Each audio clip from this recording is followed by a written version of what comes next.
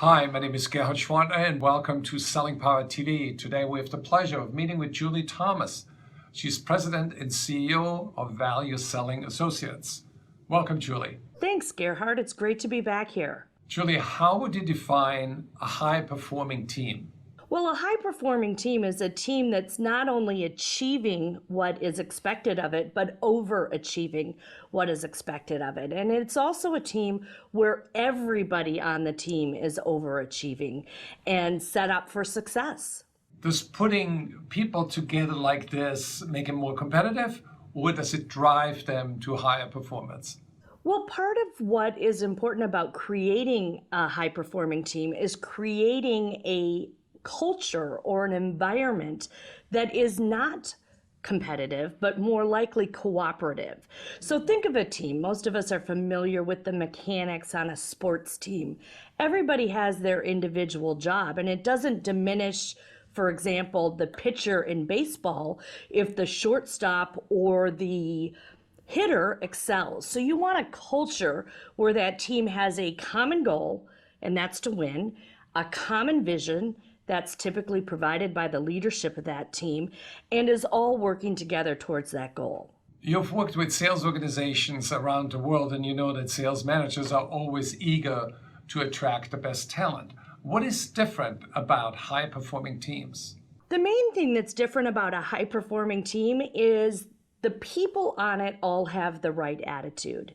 And what I mean by that is they're enthusiastic, they're supportive, they get it. They have that positive attitude, that can-do attitude. And the reality is you can't teach that. So you have to hire for those traits and characteristics. I would rather hire someone with a phenomenal attitude and teach them the skills than hire somebody with tremendous experience that has a lousy attitude. Someone with a lousy attitude will be a cancer on your team, and you want to avoid that. And you really can't train an attitude. That is so true. So how do sales managers manage high-performing teams when it comes to correcting them or praising them?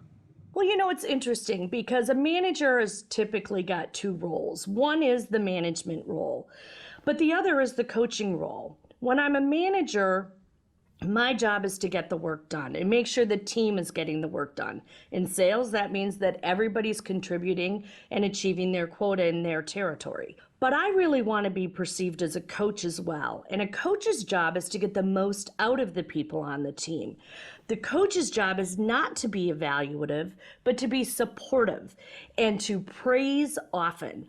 I always tell the sales managers that we work with, hey, your praise has to outweigh your criticism or your constructive feedback 2-to-1, at least 2-to-1.